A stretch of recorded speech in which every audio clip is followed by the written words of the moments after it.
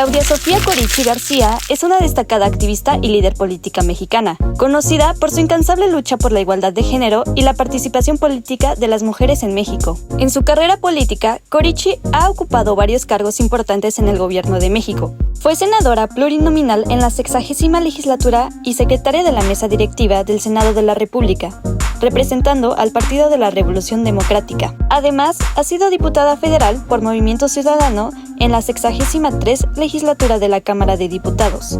En 2015, Corichi se unió a la organización 50+1, que busca promover la igualdad de género y la participación política de las mujeres en México.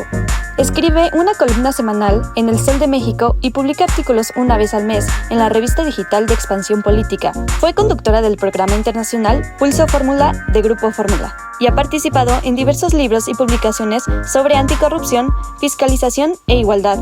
Ha sido reconocida por su labor en la campaña Clics contra el Cáncer y ha participado en eventos y foros que buscan promover la igualdad de género y la justicia social en México. Ha recibido varios premios y reconocimientos, incluyendo el Premio Patria 2024 y la nominación como una de las 100 mujeres más poderosas de México por la revista Forbes en 2024. Claudia Corichi es un ejemplo de liderazgo, determinación y compromiso con la causa de la igualdad de género y la justicia social en México.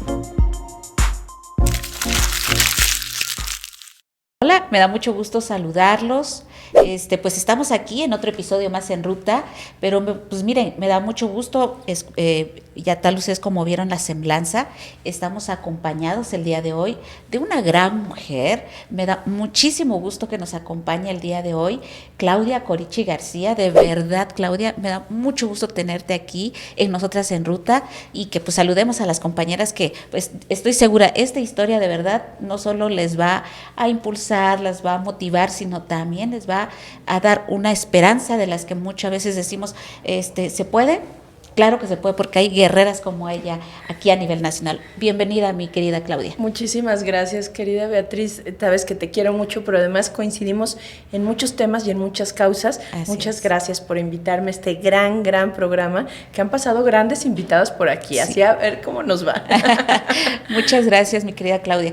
Pues yo estoy segura que toda la historia que nos va a contar Claudia, de verdad, no solo va a ser inspiradora, sino también es una gran luchadora de muchas causas, no nada más de una, y ahorita ustedes van a escuchar. Mi querida Claudia, pues cada vez que tenemos aquí a una invitada, a una compañera, pues siempre le preguntamos quién es, en este caso, quién es Claudia Corichi García. Bueno, yo creo que una feminista, eso es algo, soy una mujer que es feminista, pero una feminista de una generación que me tocó que mi madre, que nuestras abuelas, que las que nos antecedieron, rompieran muchos techos de cristal, nos abrieran los ojos, nos abrieran también el corazón a entender muchos siglos de opresión, muchos siglos de desigualdad. Soy feminista, soy mamá, soy una mujer también, pues soy esposa, pero soy una mujer comprometida con mis causas, con lo que me apasiona.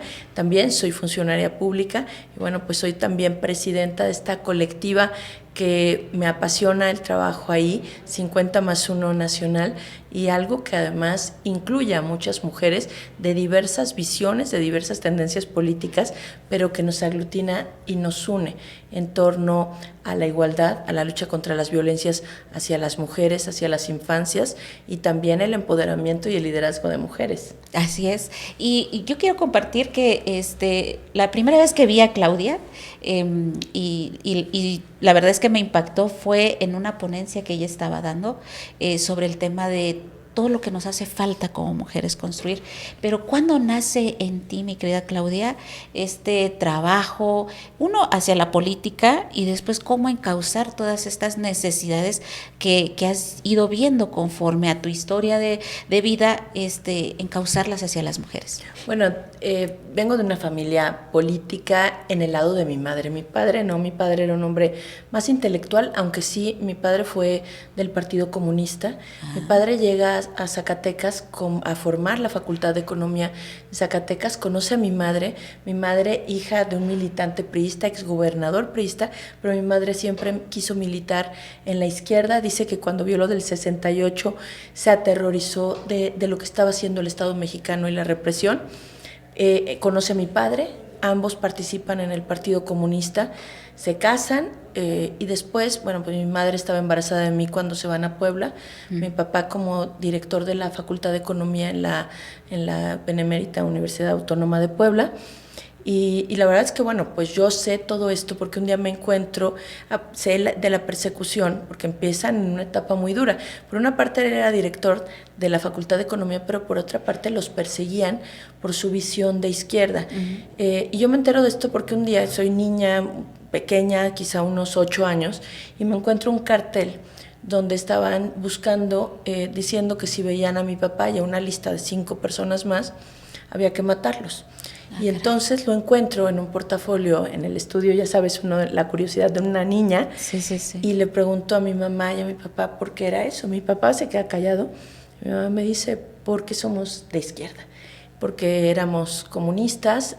Cuando yo le pregunto eso, seguramente ya iban en el Partido Socialista, mi papá deja de participar, le da mucha preocupación su familia. Deja de participar políticamente, se dedica a la parte nada más de la academia, después de la administración pública, pero mi madre se queda apasionada con los temas. Yo te quiero decir que cuando yo era niña, además de saber esto y de decir, entonces, pues ser de izquierda, en esa época ser comunista, un partido comunista, ojo, que estaba en contra incluso del totalitarismo del Partido Comunista Soviético y de otros más. Era un partido realmente casi socialdemócrata, aunque se decían comunistas. Pues yo veía que mis papás eran así, gente intelectual, y también te quiero decir que en la casa mi mamá recibía a muchas gentes que venían sobre todo de Centroamérica y de Sudamérica, de las dictaduras. Y me tocó convivir con ellos. Yo creo que eso me cimbró. Me acuerdo mucho de 2 amigos que tenía mi mamá, que eran una pareja, guatemaltecos, Simón y Sofía, o eran sus nombres, nunca supe sus nombres reales porque eran sus nombres, y venían de Guatemala. Al final ella fue torturada y desaparecida, pero vivieron en mi casa. Entonces para mí saber que había sido así, ver a mi madre llorando, conmovida, ver las historias de quienes iban de El Salvador, ver las historias, porque además en la casa llegaban muchos de ellos cuando venían huyendo de esas dictaduras, en lo que se colocaban tal vez en una universidad, en lo que encontraban un trabajo, sobre todo recibiendo a mujeres que venían de estas dictaduras. Pues yo creo que eso me marcó mucho. O sea, me marcó mucho en el sentido de decir, tiene que haber otra manera de que las cosas pasen, y también en saber que a muchas de las mujeres, cuando se les agrede, sus cuerpos son, digamos, un botín de guerra. Y entonces esas cosas, que aunque eres niña, vas escuchando algunas cosas, vas viviendo estas pérdidas, estas situaciones. Yo creo que a mí me marcó mucho. Después, sí, yo fui hija de la escuela pública, solo la secundaria la estuve en una escuela particular, que era una escuela además muy de izquierda, que era una escuela activa, que llevaba el nombre de Freire, de Paulo Freire, el Centro Activo Freire. Fue el único momento que pasé en esa etapa en una escuela privada. Yo fui hija de la escuela pública. Me fui a la prepa de la universidad, después me voy a la Facultad de Economía de la UNAM, decido ser economista, y ahí me empiezo a involucrar también en el movimiento estudiantil, en el movimiento anticuotas, porque yo decía, yo sí lo puedo pagar. La verdad es que no teníamos en ese sentido un problema, pero sí es cierto que muchos compañeros míos no. Y bueno, nos metimos en la ruta de la lucha estudiantil, formamos un equipo, un grupo que se llamaba Unión Estudiantes de Economía, y empezamos a trabajar muchas temáticas de las reformas del plan de estudios. Y bueno, pues ahí me meto más en la política estudiantil. Yo no quería ser de ningún partido, a pesar de que mi papá no militaba ya, pero mi mamá sí militaba en esa época ya en el PRD de aquel entonces. Y yo decido no meterme mucho, porque yo además fue el movimiento zapatista, y yo era así como muy aguerrida. Yo quería ir y conocer al subcomandante Marcos. Sí, era muy, muy famoso. Y además era como decías, no había jovencita que no quisiera ir y conocer al subcomandante, por lo menos no en la Facultad de Economía de la UNAM. Y entonces, bueno, pues estudio economía, conozco mucha gente de pensamientos muy diversos, muy diversos. Y yo creo que eso fue una formación importante. Después soy consejera técnica, perdón, de la Facultad de Economía. Peleo la consejería universitaria, me quedó un voto, pero estuvimos pues luchando mucho desde la parte estudiantil. Y después sí empiezo a hacer una carrera partidista desde la juventud y desde el tema internacional. Fui vicepresidenta de la Internacional Socialista de Jóvenes. Después me incorporé a la administración pública. En primer lugar, mi primer puesto en la administración pública fue cuando Arnoldo Martínez Verdugo llega a ser, pues en esa época, delegado de Coyoacán. Fui su secretaria particular unos meses. Después, pues regreso a hacer cosas con el maestro Enrique Semo a la Facultad de Economía, siendo su adjunta, una adjunta demasiado rebelde, pobre del maestro, porque yo le decía al doctor Semo, ay, ¿y por qué esto enfrente a los demás? Bueno, un desastre aquello de... Era yo rebelde. Y entonces, después me voy a Zacatecas, me invitan a trabajar a Zacatecas, al gobierno del estado. Me voy un tiempo y bueno, pues desde ahí, pero me voy a ser primero como directora de gestión social del gobierno de Zacatecas. En el 2001, era muy chavita, era todo un tema, pero me fui a conocer bien a fondo el estado, porque yo iba y venía a Zacatecas, y de pronto pues me voy a vivir allá, me voy a conocer todo. Después fui la coordinadora general de desarrollo social, pero me meto mucho en los temas de política social. Y bueno, pues se da con mi carrera bien, y trabajé mucho, conocí todo el territorio y las necesidades más grandes, y por supuesto siempre con una visión de que había que apoyar sobre todo a las mujeres. Entonces, bueno, pues ahí fue donde, digamos, arranco mi presencia en la administración pública, y después, bueno, pues hago muchas otras cosas partidistas, luego me meto en una carrera ya más legislativa, pero yo creo que fue para mí un parteaguas poder muy joven incorporarme a la administración pública, con esta visión de política social, de desarrollo social, y poder encauzar muchas inquietudes y además mucho ímpetu. Yo me casé ya grande, tuve a mis hijos ya grandes, o sea, es decir, no fui una mamá joven ni una esposa joven, y entonces eso me permitió durante muchos años hacer muchas cosas y dedicarme de tiempo completo pues a la administración pública, a la política social.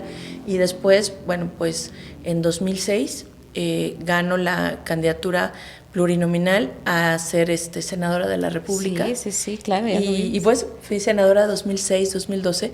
La verdad es que ahora digo, híjole, ojalá hubiera sabido todo lo que sé ahora, pero fui una senadora joven con ciertas inquietudes, siempre en la defensa. Creo que, querida Beatriz, a mí algo que me conmueve son las causas de la defensa de los derechos de nosotras las mujeres. O sea, eso para mí es no solo porque mi mamá, sus amistades, mi visión es de una mujer feminista, sino porque además creo mucho que tenemos que transformar culturalmente nuestro país y el mundo. O sea, no es solo el país, es todo el mundo. Y bueno, pues mis trabajos eran al respecto, pero luego ahí mismo me hago presidenta, bueno, me hago a punta, ya saben que esto no es fácil, sí.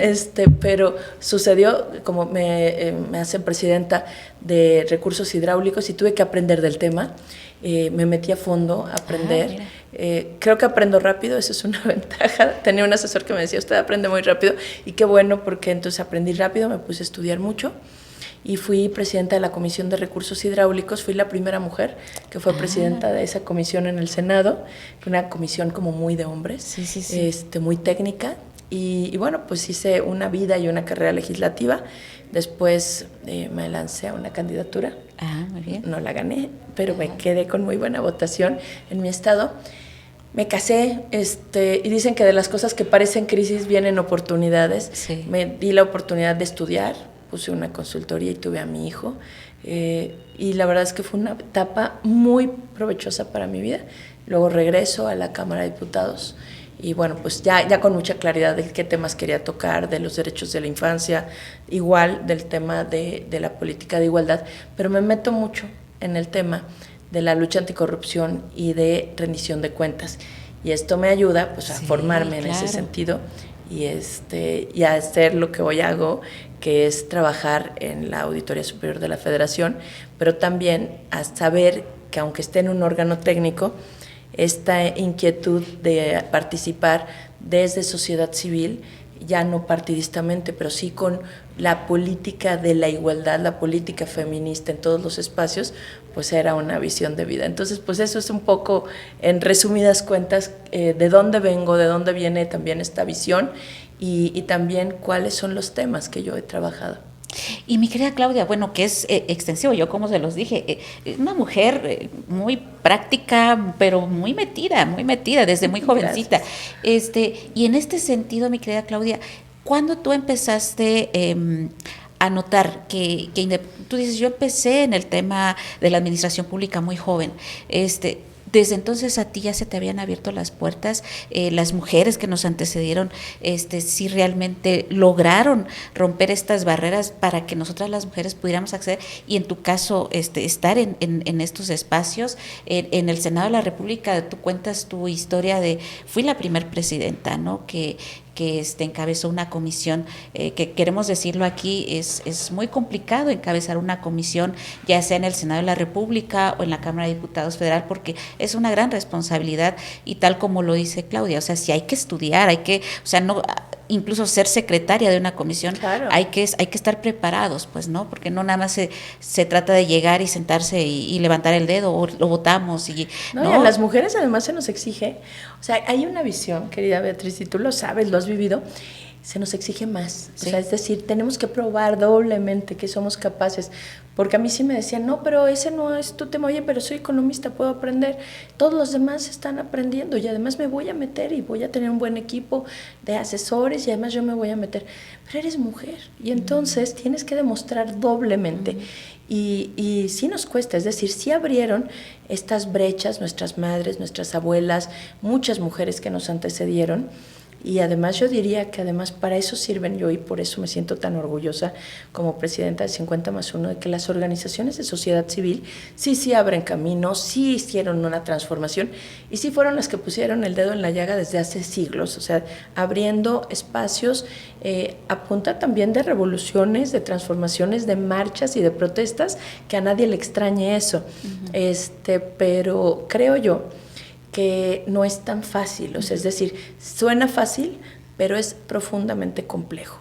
Y una vez que uno llega, también es complejo mantenerte, claro, o sea, sostenerte ahí, y además ser valorada por tu trabajo y por tu capacidad, que siempre te están poniendo a prueba. Y hay además, se nos juzga, sobre todo además en esa época en las entidades federativas, había mucha violencia política en razón de género, que no sabíamos qué era, la sentíamos y sentíamos que era algo de violencia, pero no sabíamos cómo expresarla. O sea, sabíamos que si eras mujer, hablaban de ti, de tu vida privada, de tu peso, tú lo sabes. Empiezan a decir, subió de peso, bajó de peso, no está casada, ¿qué será?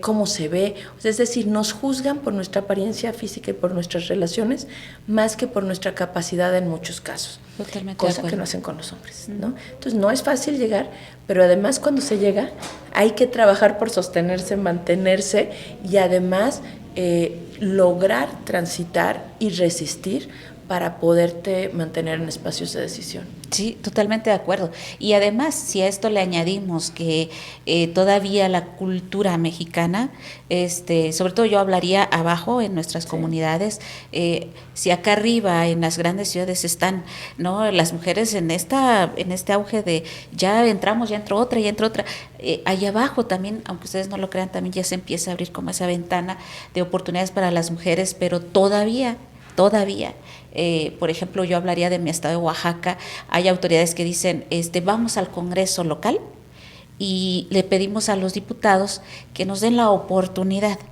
que en vez de que sea, como la ley dice, de 50 y 50, la participación de hombres y mujeres, nos puedan entender que por ahora debemos seguir los hombres y las mujeres que nos esperen, ¿no?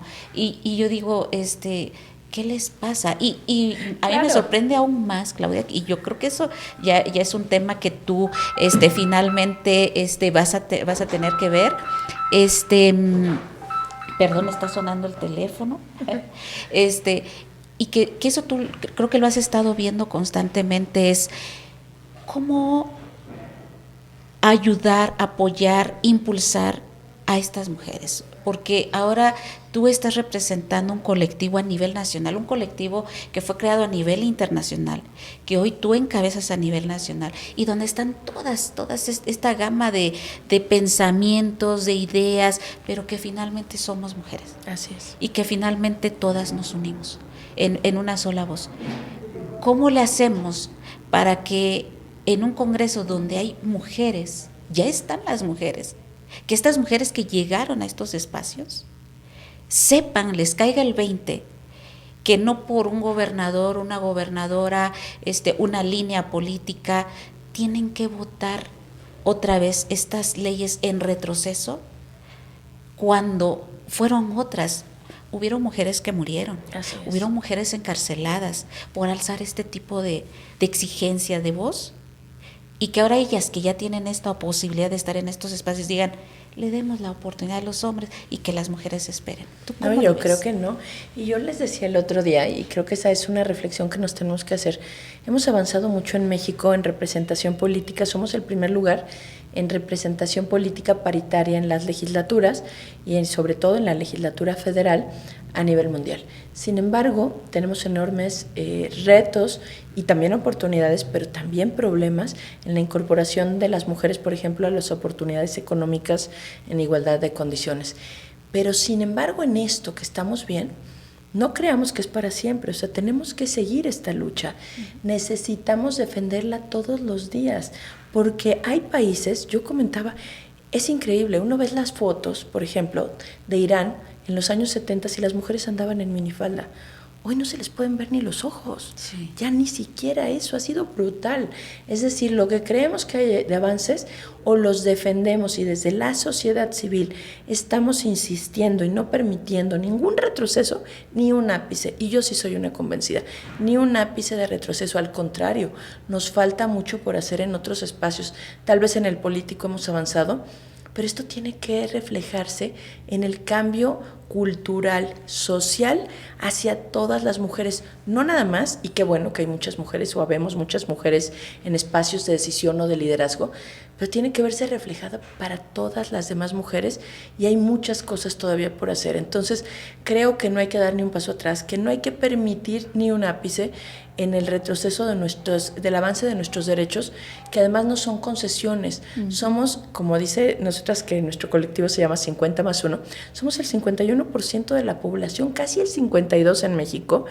Es decir, lo que exigimos es lo justo que nos había negado esta sociedad, no solo en México, sino en el mundo durante siglos. Hoy vemos, en Argentina también, estaban las argentinas muy orgullosas de sus avances. Hoy vemos con un presidente pues con una visión muy conservadora y muy neoliberal, que están en un retroceso de sus derechos. Entonces, no demos por sentado que estos avances son para siempre, y esto nos llama a defenderlos todos los días a todas las mujeres, ya que también nos unamos. Exacto. Porque unidas nuestra voz es más fuerte, ya que cualquier cosa que suene retroceso, sigamos alzando la voz, pero no nada más. Yo creo que también es cierto que las violencias que se viven de manera cotidiana en México y en el mundo por las mujeres tienen que estar evidenciadas.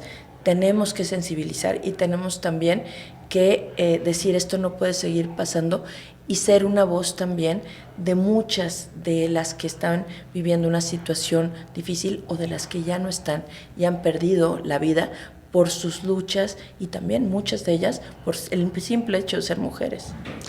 Y ahora que tú estás en la colectiva, mi querida Claudia, como tú la presides, te has encontrado, así como con toda esta gama de pensamientos de muchas mujeres y de luchas propias también, ¿qué es lo que nos hace falta? Que tú que ahora que estás representando esta colectiva, dices, esto nos hace falta, pegarle más, insistir más, luchar más, dar la cara por estas necesidades. Ahora, que es tanto en el Congreso como en el Senado, como en la vida privada, como en la vida pública, ¿qué nos hace falta a las mujeres? Pues yo creo que lo que nos hace falta es también, el machismo es un asunto de los hombres y también de las mujeres en algunos casos. Creo que necesitamos una transformación cultural profunda para que quede claro a todas nosotras que si no nos transformamos, es decir, tenemos que obligar a la transformación a todas y a todos, pero que el hecho de ser mujer no necesariamente significa conciencia de género.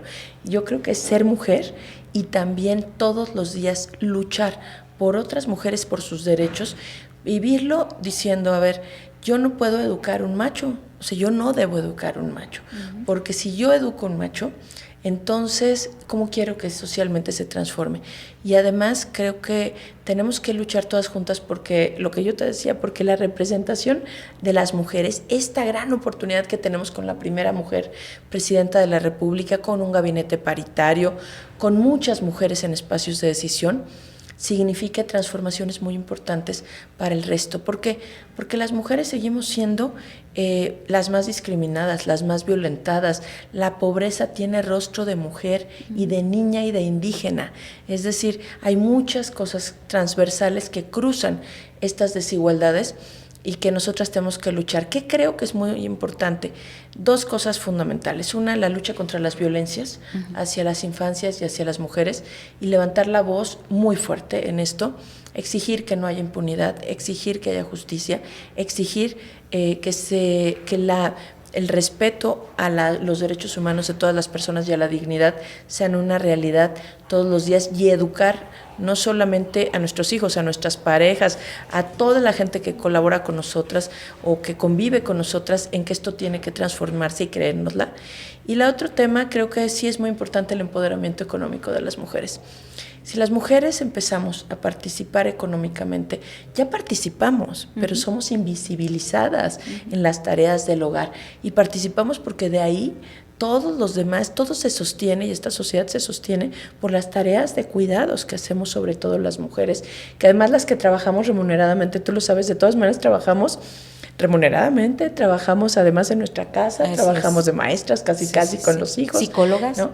De psicólogas, le llaman ahora carga mental también a todo lo que tenemos que hacer. Mientras hacemos todo esto, todavía estamos planeando, programando, organizando, haciendo citas médicas y poniéndonos siempre al último. Pero creo que es muy importante decir que el empoderamiento económico de las mujeres, su autonomía económica es fundamental. Si en las sucesiones, en la posesión de la tierra, por ejemplo, es muy pequeña hacia las mujeres, tenemos que cambiar eso, porque entonces si no, las mujeres se siguen quedando desprotegidas, sin recursos, sin una tierra que cultivar. Y bueno, pues tenemos que hacer transformaciones también para que las mujeres no estén solamente en el sector informal de la economía. ¿Por qué? Porque la mayor parte en el sector informal de la economía son mujeres. ¿Y eso qué significa? Pues significa que no van a tener una pensión, significa que no tienen seguro social, significa que no tienen acceso a muchísimas cuestiones de seguridad social. Es decir, tenemos que cambiar esta ecuación para que haya más justicia en términos económicos también para las mujeres, porque además una mujer que es independiente económicamente tiene menos posibilidad de aguantar círculos de violencia. Y entonces pues tenemos todo va junto con pegado en ese sentido. Y es verdad, porque si no buscamos eso, es cierto, todas trabajamos, todas. No hay una mujer que yo vea que esté sentadita, pues, ¿no? O sea, no la veo. Sin embargo, todas aportamos, todas somos jefas de familia, todas organizamos, todas vamos adelante siempre en los temas, ya sea familiar, del trabajo, de los hijos, o sea, siempre vamos adelante. Así es. ¿Cómo tú, ahora sí, como la que nos representa esta colectiva, vuelvo a repetir, con toda esta gama de ideas, de opiniones, de sentimientos, de emociones, de niveles también socioeconómicos, porque tienes de todo en la colectiva, ¿cómo logras ahora en este congreso unir todas estas voces, todas estas mujeres con esos talentos, con esas ganas y garras para salir adelante? ¿Cómo logras hacer esto? Muchas gracias pues por comentarlo, porque sí, acabamos de pasar el Congreso Nacional, fue un esfuerzo muy grande, pero además muy fructífero. Yo creo que lo que se ha logrado es porque nos hemos dado cuenta de algo. Podemos pensar diferente, incluso hay gente que piensa, bueno, totalmente diferente en muchos temas, pero creemos en un tema fundamental, que es la igualdad entre hombres y mujeres, que merecemos vivir en un mundo donde las mujeres no solo tengan la igualdad de oportunidades, sino que vivan sin violencias, y queremos también que nuestras hijas tengan otro futuro. ¿Cómo se logra? Poniendo por encima de las diferencias las coincidencias. Cuando hay temas muy complejos, pues tú sabes que los temas religiosos son complejos. De por sí ya, hablar de política y con mujeres políticas ya es complejo, pero poner los temas religiosos en general a un lado, poner algunos temas que nos dividen a un lado y poner las coincidencias por delante, creo que es reconocer que en las mujeres de diversas visiones políticas o que son unas de la iniciativa privada, otras luchadoras sociales, que en todas hay un enorme valor. Yo creo que todas las compañeras son muy valiosas y creo que mi deber como presidenta de 50+1 es lograr que nuestras coincidencias siempre estén por encima de cualquier diferencia. Hemos tenido un año de enormes retos, porque yo estoy muy satisfecha de que 2024 fue un año de elecciones. Y no solamente no terminamos con bajas o con ningún pleito interno, sino que encima crecimos. Encima crecimos, nos consolidamos, ampliamos el número de mujeres e incluso las visiones, los orígenes desde partidistas, sociales, de las integrantes de nuestra colectiva, y crecimos también territorialmente, porque ponemos esto por encima de todo, las coincidencias.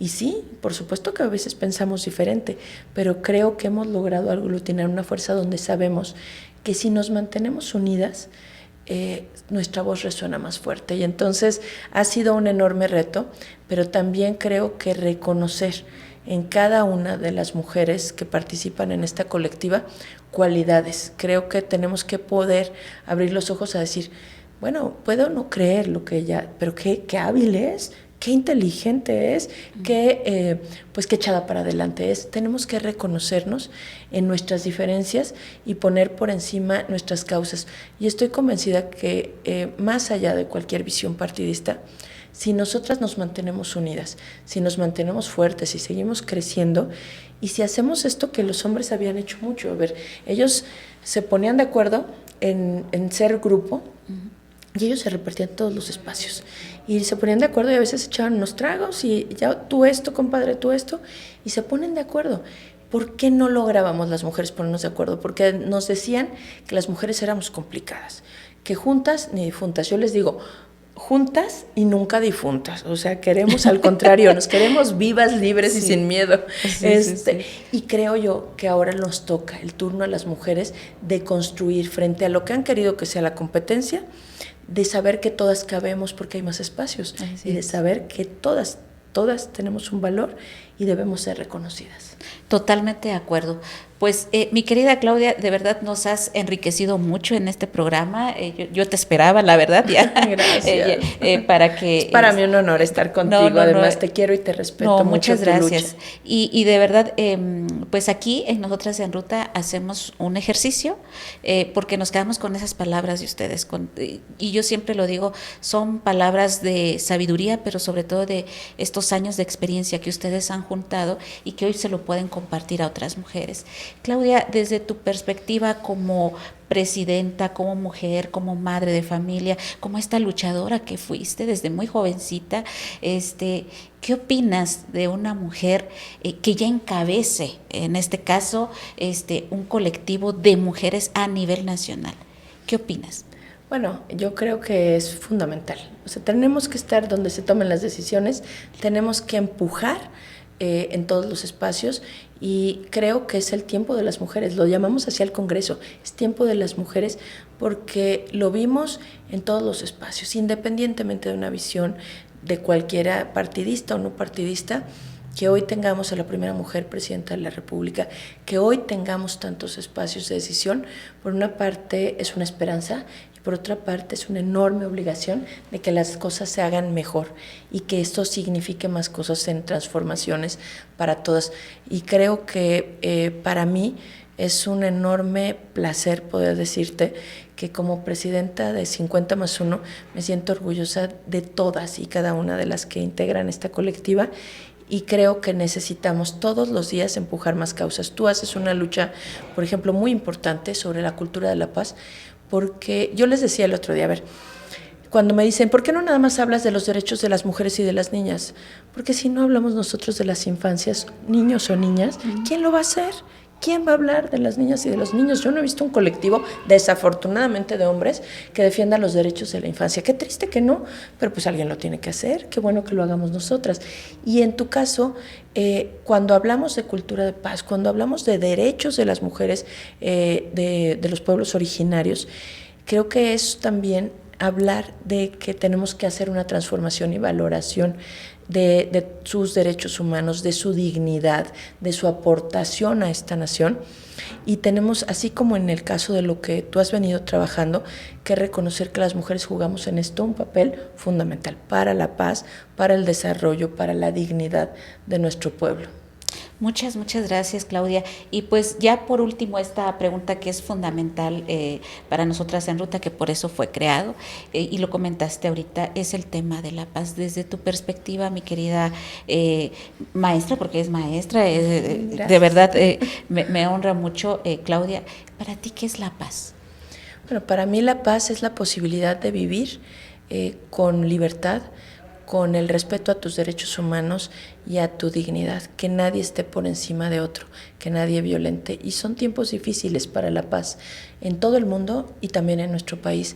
Son tiempos difíciles porque a mí me duele profundamente el corazón cuando veo a todos estos niños y mujeres masacradas en Gaza. Me duele profundamente el corazón y creo que sería inhumano no darse cuenta que es una enorme injusticia lo que está sucediendo. Me duele ver a estas mujeres silenciadas de su voz en Medio Oriente también. Me duele también ver el caso, como a ti, como a mí, como lo hemos platicado, de esta francesa en un país de primer mundo, violentada y violada, sistemáticamente llevada por su esposo en una circunstancia terrible. Creo que Giselle hoy representa una esperanza para todas con una frase que hacemos nuestra desde la colectiva 50+1, la vergüenza tiene que cambiar de bando. Me duele cada mujer que está lastimada, asesinada, violentada, cada niño, cada niña en este país, y creo que la construcción de una cultura de paz es la única manera en la que esta humanidad puede sobrevivir. O empezamos y vemos que la paz es fundamental en nuestros espacios locales, en nuestro espacio nacional y en todo el mundo, o francamente ni el cambio climático vamos a esperar, porque esta humanidad se va a acabar si no hacemos una construcción urgente de una cultura de paz que significa así la defensa y de la dignidad de las personas, de los derechos humanos de todos, y de no poner los negocios por encima de todo, porque el negocio de la guerra es un negocio muy redituable para unos cuantos. Tenemos que cambiar el chip, tenemos que poner por encima de todo la dignidad y los derechos humanos de las personas, y creo que en eso vamos juntas, en la construcción de esta visión, y creo que las mujeres somos las que más sufrimos también las guerras, somos botín de guerra, nuestros cuerpos son botín de guerra, y de los niños, las niñas y las mujeres, lo cual es terrible, y entonces tenemos el mayor ímpetu para hacer estas transformaciones, y ojalá podamos hacer esta construcción con todas y con todos. Muchas gracias, mi querida Claudia, presidenta de 50+1. Quiero comentarles, y aquí lo hablo con toda la libertad, este colectivo de 50+1 encabezado por Claudia, de verdad le agradezco profundamente el que también hayan alzado la voz por la muerte de nuestras dos compañeras allá en Oaxaca, de Adriana y Virginia Ortiz García. Muchas gracias, y de muchas compañeras que lamentablemente en mi estado, en Oaxaca, el tema del feminicidio se está dando y no entendemos para cuándo va a acabar, para cuándo van a poner un alto, para cuándo va a haber justicia. Pero sirva estas entrevistas, estos mensajes para decirles a todas nuestras mujeres, a todas a nivel nacional y a nivel internacional, que estamos juntas, y que, como lo dijo la presidenta Claudia Corichi, hay una presidenta ahorita en nuestro país, mujer, y yo creo que hoy es tiempo de mujeres, totalmente de acuerdo. Es tiempo de mujeres, es tiempo de mujeres, y hay que seguir construyendo. ¿O no es así, mi querida Claudia? Así es, hay que seguir construyendo, y yo reconozco mucho tu lucha para el pueblo triqui, pero además efectivamente vamos a seguir levantando la voz ahí donde haya una injusticia, y queremos justicia, por supuesto, para estos feminicidios terribles. Queremos justicia porque queremos también dignidad y paz para todas y para todos, pero pedimos justicia por ellas, por las mujeres que han sido violentadas, por las mujeres que han muerto en brutales feminicidios. También pensar en sus familias es fundamental, porque hoy tenemos que hablar que en cada feminicidio también hay niños y niñas, madres, abuelos que se quedan desamparados, que se quedan lastimados, y ellos también merecen justicia. Y yo reconozco mucho este trabajo que tú haces hoy. Estoy profundamente orgullosa que también seas parte de esta colectiva, querida Muchas gracias, Betty, presidente. porque haces un trabajo también de visibilización y una visión social profunda que se requiere y en la cual contribuyes mucho. Así que bueno, pues vamos a seguir alzando la voz juntas porque se haga justicia en este caso y en muchos más. Así es. Pues miren, me dio mucho gusto de verdad estar acompañada el día de hoy por la gran presidenta Claudia Corichi, de 50+1. Y pues miren, sigan a las redes sociales. Aquí va a pasar la cintilla tanto de ella, la de ella propia, sí, pero también la de 50+1 del colectivo. Y pues saludarlos a todas. Me dio mucho gusto de verdad que el día de hoy nos acompañara la maestra Claudia Corichi García. Un saludo a todos y a todas, y muchas gracias, mi querida maestra, por estar el día, y presidenta por estar Muchas con nosotros. gracias, querida Beatriz. Un abrazo a todas quienes siguen, a todas y todos. Un gran programa y me siento muy honrada de estar aquí. He visto a muchas grandes mujeres pasar por este estudio también, y decirles a todas, hay un cambio que es posible, hay una transformación cultural que es posible. Seamos parte de este cambio y también no nos resignemos a quedarnos calladas. Busquemos los mecanismos, si es a través de las colectivas como 50+1 u otras, pero siempre busquemos levantar la voz por nosotras, por nuestras hijas, por nuestros hijos, por las que vienen, porque este mundo sea diferente y porque México sea mejor. Así es. Un saludo a todos y a todas. Me dio mucho gusto saludarles. Nos vemos pronto.